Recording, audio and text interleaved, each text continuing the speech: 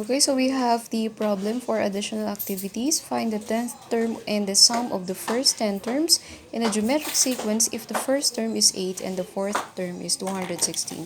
If you notice, ang given natin ay yung first term. So we have a sub 1, which is equal to 8. And then another one is yung fourth term. So we have a sub 4 equals negative 216.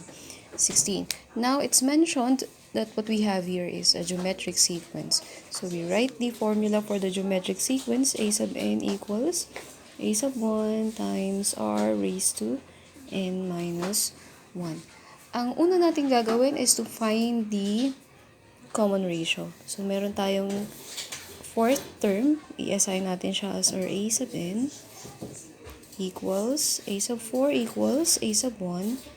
And then, since ang a sub n ay a sub 4, n becomes 4. So, 4 minus 1. And then, let's substitute.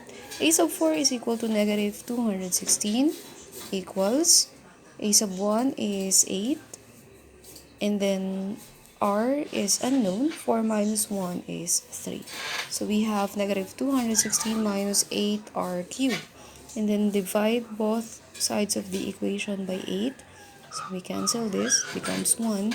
We'll have r cubed equals negative. So we have negative 27. And then find the cube root of r cubed so that we'll have r.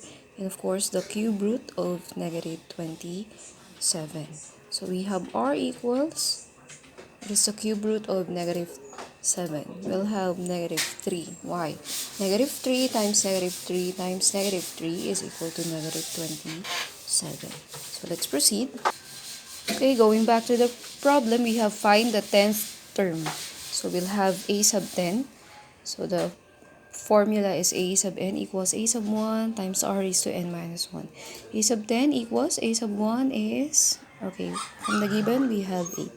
So 8 times r is negative 3. Remember, we computed for r. And then n is 10 because we're looking for a sub 10 minus 1. So a sub 10 is equal to 8 times the quantity of negative 3. 10 minus 1 is 9. Then simplify first the quantity of negative 3 raised to 9. So that will give us negative 19,683. Take note that when the base is negative and if it's enclosed in parentheses, then if the exponent is an odd number, the result is negative. So equals 8 times the quantity of negative 19,683, or 8 times negative 19,683, that is negative 157,464, because positive times negative is negative. So we already have the first objective or the first goal. Find the 10th term.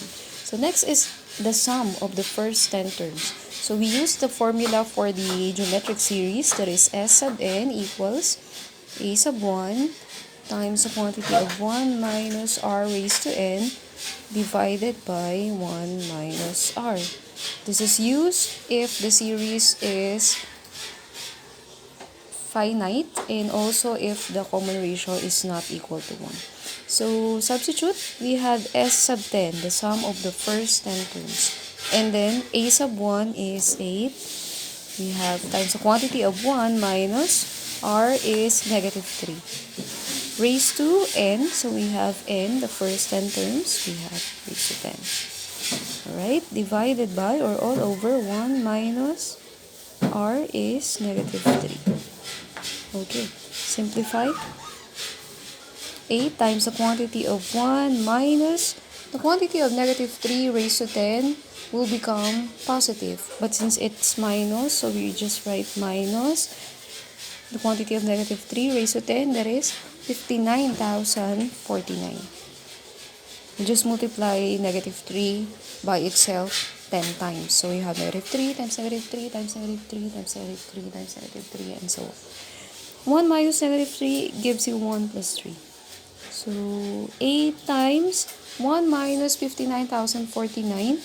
So it'll become positive negative, because this one has the greater absolute value. We'll have 59,048. Again, this will become negative. Divided by 1 plus 3 is 4. So we may actually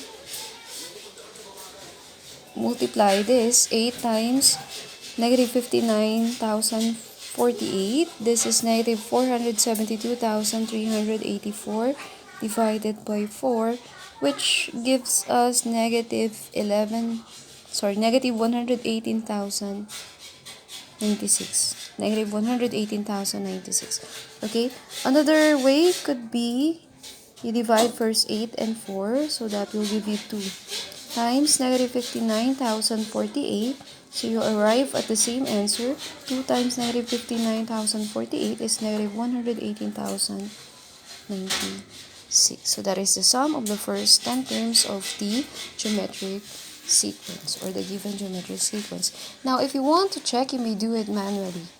Okay, so for example, you're not sure about your answer, you add all the terms of this geometric sequence one by one.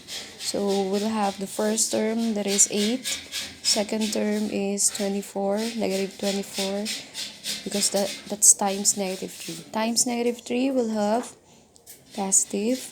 Times negative 3 will have 216. Times negative 3, that is 648. There are alternating signs because the common ratio is negative. Now we have minus 1,944, that is from 648 times negative 3. Again, times negative 3 will have 5,832. Times negative 3, that is 17,496. Times negative 3, that is 52,488. And times negative 3, that is 157,464. If you simplify this, one strategy could be you add all the positive numbers, that is 59,048, and then add all the negative numbers, that is 177,144. Then simplify, this will become negative 118,096. So same answer using the formula.